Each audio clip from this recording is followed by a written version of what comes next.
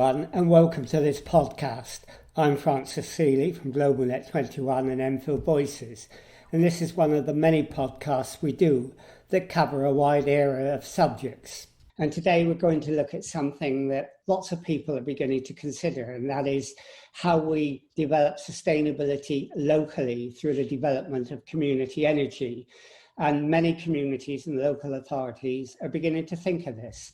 And today we've got Duncan Law with us, and Duncan is from Community Energy England, and he's going to tell us about that. So welcome to the webinar today, Duncan. It's great to have you here. And maybe you could start, first of all, by telling us a little about yourself and why you have this interest in community energy. Yes, thank you, Francis. Thank you also for inviting me to this webinar. I've long been concerned about climate change, and about 15 years ago, I decided that my power base was local, and I set up Transition Town Brixton, which was the first transition town, I think the 8th in the country and the first in London. So we wanted to be a centre of infection and let other people see how a positive vision of the future and then making that real might inspire and speed up change. And one of the things that we did in about 2010-11 was to set up Brixton Energy with a vision to put community-owned renewable energy on the roofs of Brixton, and then to use the profile and the profits from that to speed up a virtuous circle of improving the energy system and getting benefit for local people and reducing carbon. So that was my blooding in energy, and I've always been passionate about energy. I've done sort of major retrofit to my own house, and it's got to be a big focus for us now, because of course it's a big source of carbon emissions to the atmosphere, and we must learn to do it more efficiently and renewably and zero carbon. Well, if you do retrofitting, we might be able to hire you out. We're talking about community energy, and we're assuming everyone knows what that means. But just in case they don't, can you tell us what community energy is?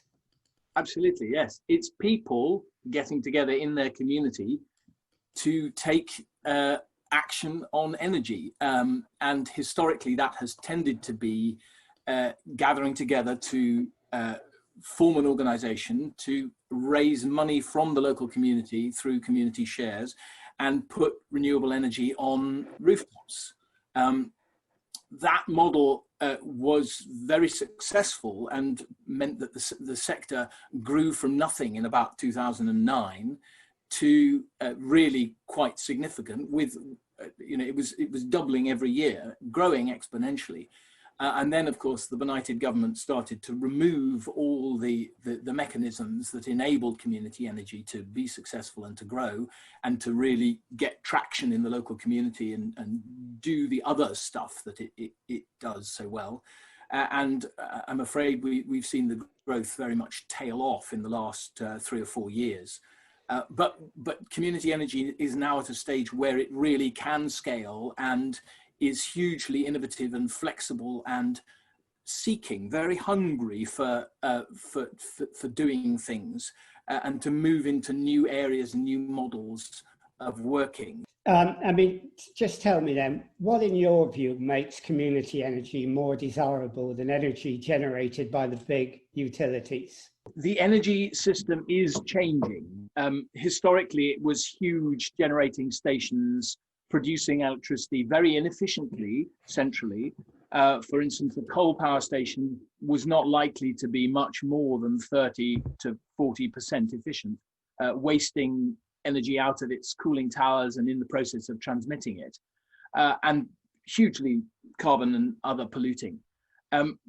So the system is changing from that sort of central supply model to a much more distributed supply model, smaller renewable energy generators all around the country with producing electricity for local markets So it doesn't have to go up to 11,000 volts. It's supplied much more at the level it's going to be used.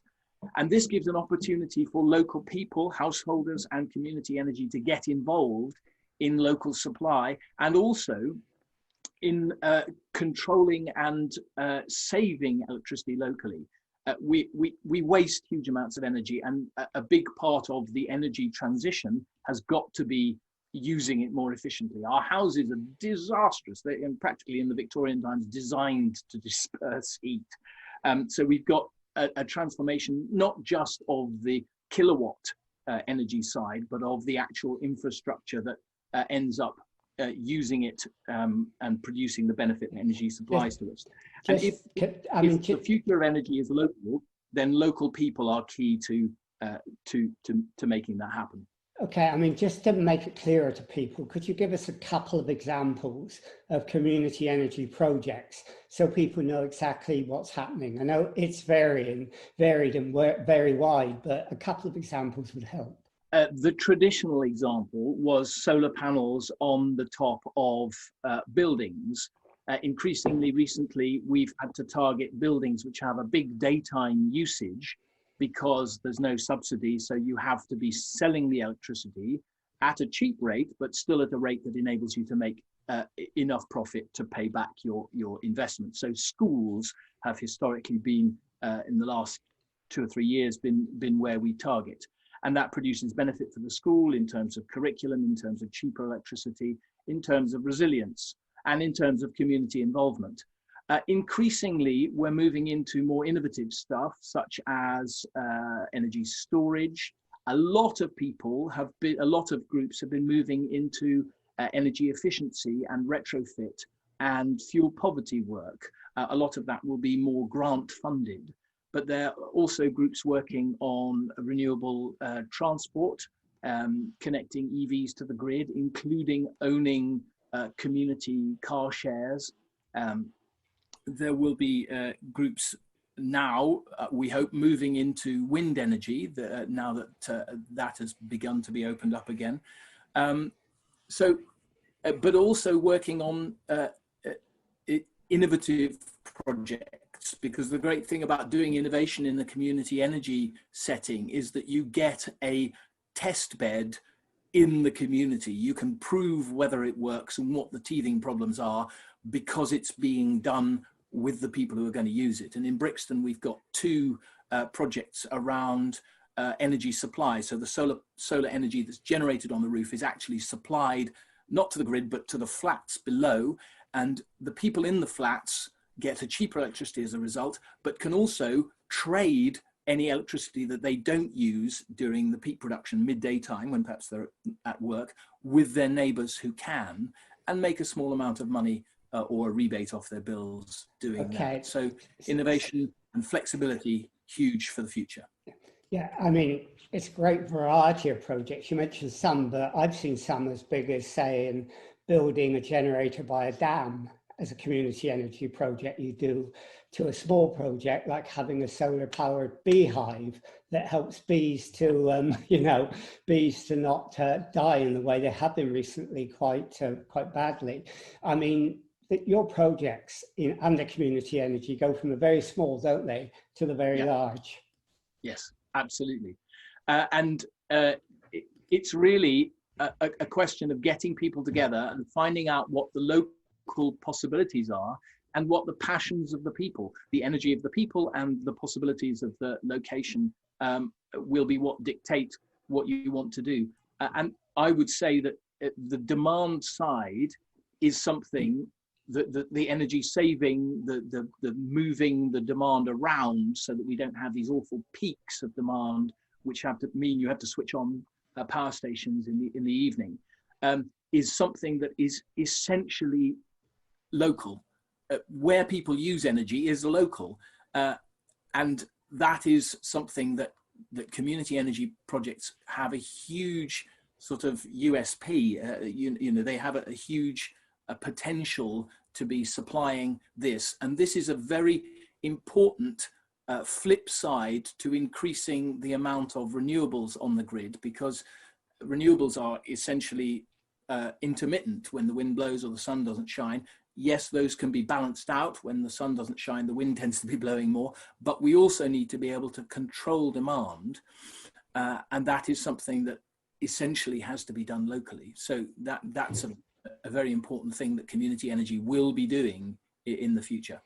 Yeah, so you've talked about your generation and using it for a local area and maybe selling it on the grid. We talked of, large projects and small projects, but you mentioned as well that you, under community energy, you have a retrofit sort of function program as well, that some groups actually go around to homes and help them to insulate their houses, give them advice, help with fuel poverty. How big a part of community energy is that?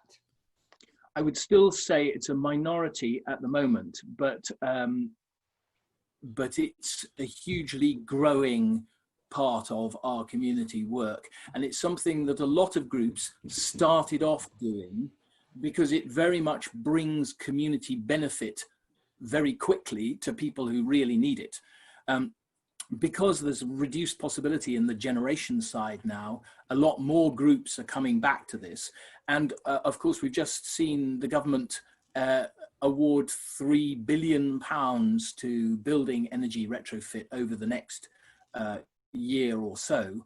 So there's potentially money to be got, and it's very important for community energy to step up to that, to make sure that it doesn't all go to the big centralized outsourcing suppliers who will do it badly, because community energy has a huge a level of trust among the local community. We can talk to residents as local residents and get much more traction than somebody from British Gas or NG, and instantly when he lands up on the doorstep, people think he's here to make a profit from me.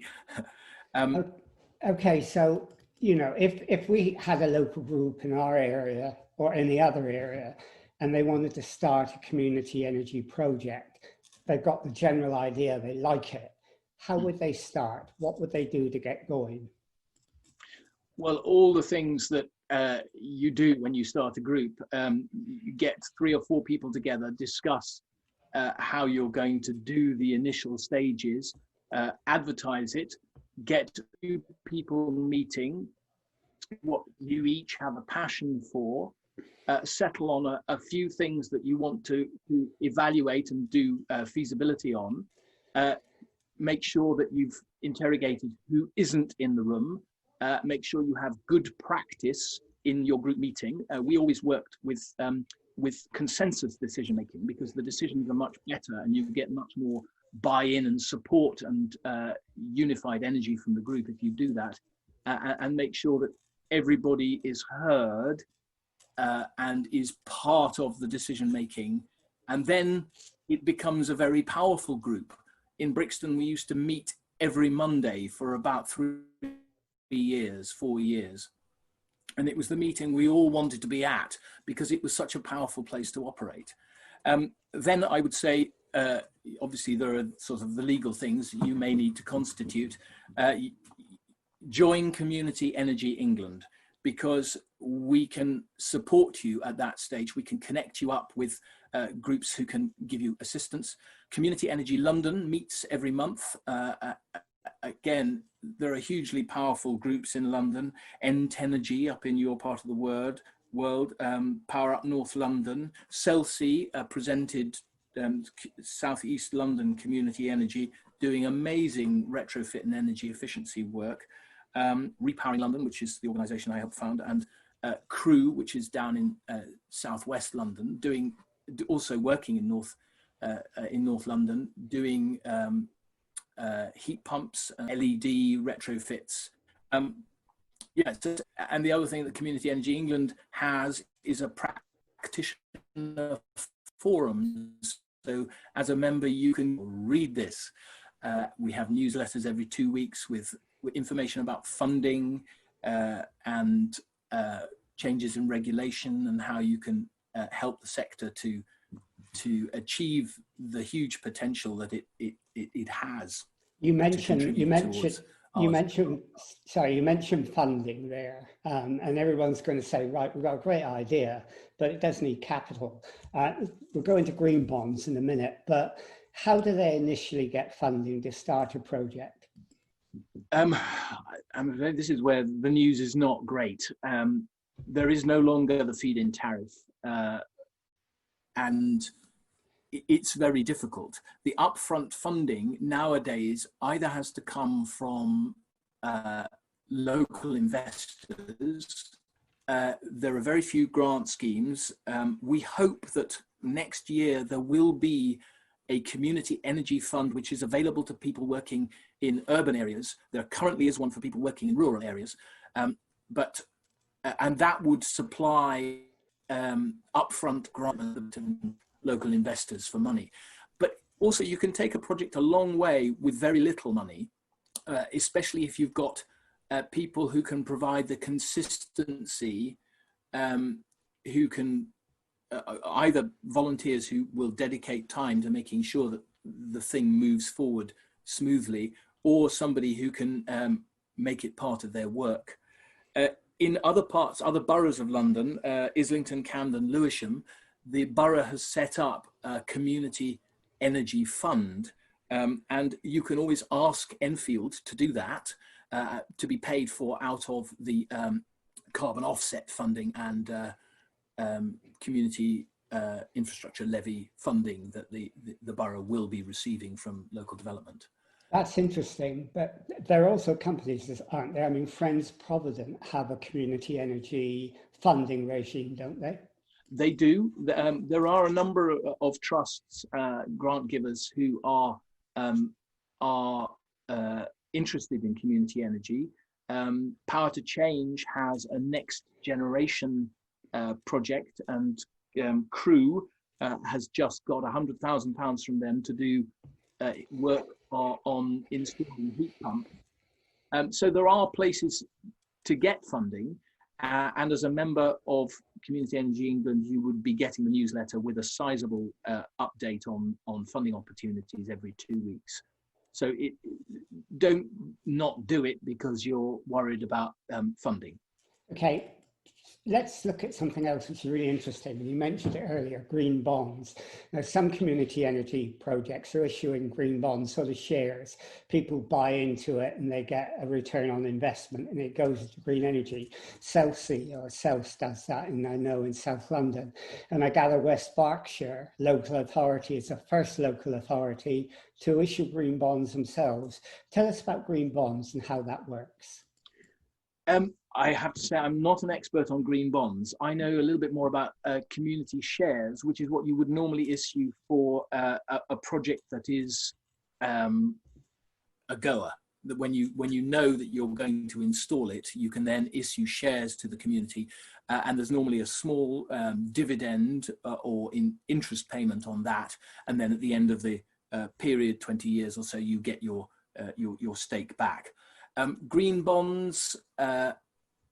Again, there are some community energy companies, generally the more longer established ones, who have operated as an umbrella company and have done a lot of sort of quite dispersed community energy.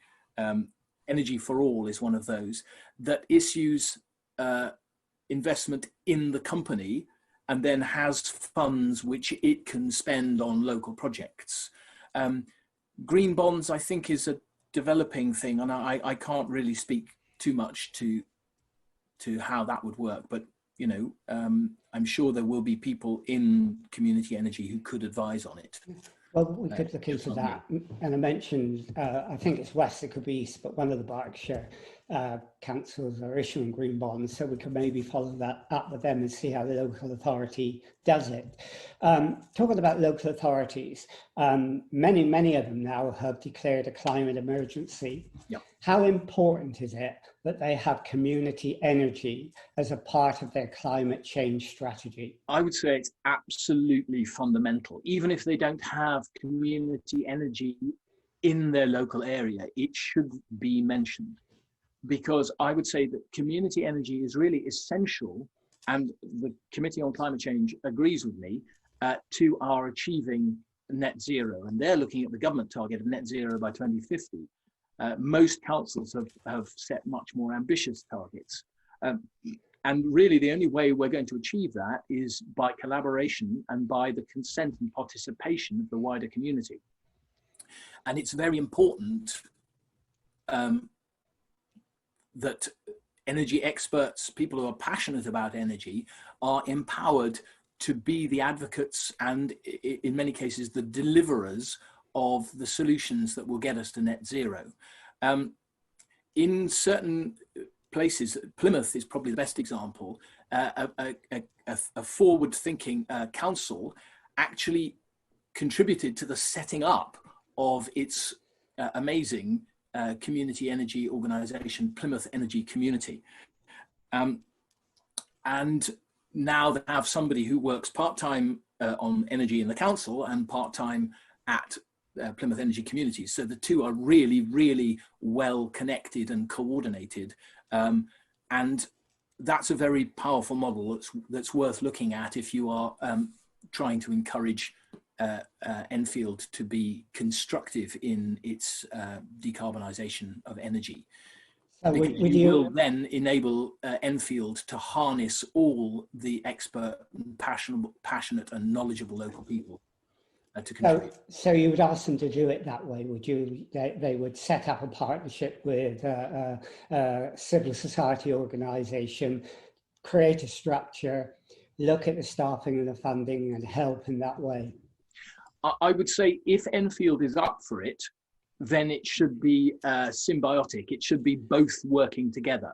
The problem with setting up a community energy and then going to the council is if the council is resistant at all, that resistance can become quite difficult to shift. Whereas if it's partly the council's idea, they shouldn't be controlling it, then the council will be much more motivated to enable it, to give it a grant, to set up a community energy fund, than if you're going to the council as the community wise guy and telling them what they ought to be doing and how they ought to be working with you. But I would say that if you don't get change from Enfield, do not let that stop you setting up your community energy group, because good working with the council can happen retrospectively. It's just perhaps more difficult. Okay, but the problem is, I think here, and with 7 local authorities in North London, is they're planning a new incinerator in Edmonton, and they're saying that's from waste to heat, and that is community energy. So we are doing community energy, they say. What would you say to that? I would say it's absolute rubbish. First of all, incineration is a retrogressive way. We should not be developing more opportunities to burn anything. There is no way out of the fact that burning contributes carbon dioxide to the atmosphere. And burning waste is very inefficient and produces carbon to the atmosphere more than the electricity that we get through the wires. It also contributes lots of other very nasty pollutants, which will be blowing over North London. And it reduces the incentive of those councils to improve their recycling and their reuse. And it's just the wrong direction to be heading. And tell me, how does it engage with the community other than burning their waste? It's not something, I think, that when the community finds out about it, anybody in the community will support. And I know there's a very active campaign and a legal challenge, which I fully support. Okay, so, you know, if you were to advise Enfield and the other local authorities to move from incinerators to proper community energy, what would you say to them? I would say, don't build your incinerator, institute waste policies that prioritize recycling and reuse and reduction. And there's a waste hierarchy, and reduction comes at the top of it. So, and then support the community to be saving energy and following its passion to do energy and carbon reduction. Basically, what the community has the motivation to do is what it will do well. And being too directive is not going to work. But being collaborative, so if the community energy experts, the community energy group and the council are regularly getting together and looking for opportunities where each of them can play to their strengths and engage the wider community, that's where you will get the most return on investment. Okay, the interesting thing that you said then and in your answer before is that, how does an incinerator engage the community? But let's forget that for a minute. Community energy projects, as you define them, are essentially about engaging the community, aren't they? I mean, the organisation you set up to do it can be a cooperative, a community interest company, a CIC, a social enterprise, but whatever the structure is that's set up, collaborative structure, the important principle is to involve the community out there. They're not users, they're participants. Absolutely. Couldn't have said it better myself. Yes. I think the community benefit society is the standard way of going now. But yeah, it's to set up good processes and then to get out there and talk to everybody. The community outreach, it can seem very daunting and quite frightening, but actually it's a hugely powerful thing to do, and it's often very rewarding and brings returns on investment that are not in normal energy companies' models at all. South East London Community Energy has done social return on investment figures that are just startling. I mean, they still need work, but we're talking sort of 20-to-1 returns on investment in terms of money that stays with householders whose energy use is more efficient, which can be spent on into the real local economy, which can improve well-being, which can reduce health problems and health costs to the NHS. It's just, especially saving energy is really, really a powerful place to be operating. Okay, well, we're getting very close to the half hour, but one big question I think people want to ask is, I'm really in for this. I really love the idea of community energy, but I'm not sure it could be built up to scale. It can't replace the big utility companies at the scale that's needed. Do you think it can? And if it can, how can it do it? It definitely can. I wouldn't say it's going to replace the big utilities, but the big utilities are going to be having to work at a local level. And one of the best ways, and they just about, certainly all the distribution networks, which are the people who do the local supply, recognize that community energy has a better connection with the community than they ever will have. So they will be wanting to work with you. Community Energy England has a vision that we adopted, or that we worked out with other community energy partners, and there's an independent report that supports our conclusions, which says that we can multiply between 12 and 20 times over the next decade, and be supplying in excess of 2 million households, saving millions of tons of carbon and contributing billions to the economy, and to particularly the local economies, where the multiplier effects mean that the returns to the local people are far greater than the money that's spent in energy bills that goes out and you really never see it again, other than in terms of kilowatts supplied to your house. Well, I was going to ask you about Community Energy England, but you've already told us about that. You've told us about how you can support and advise projects that develop. Before we finish, is there anything you want to say more about that, about how Community Energy England can help? Yes. Our website is communityenergyengland.org. And if you visit it, I would recommend having a look at the vision having a quick look at our state of the sector report, which shows where we are and how many groups are operating and what they're doing. Also, we have a YouTube channel which has videos from a number of local events. Every year we do at least 2 conferences, we do awards, and we do a community energy fortnight in June.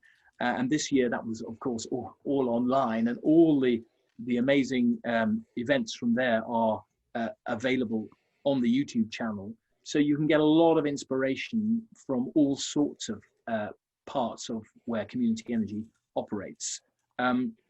Look at our sector news, which is also on the website, and just explore as many case studies of what community energy is doing inspiringly around the country, to get ideas for setting up your own in Enfield. And I hear there's also a transition town that is looking at setting up in Enfield, and I think that's a very powerful thing to do as well, and it might be a first line, and then a community energy group might be one of the early projects of the transition town. That's how it worked in Brixton.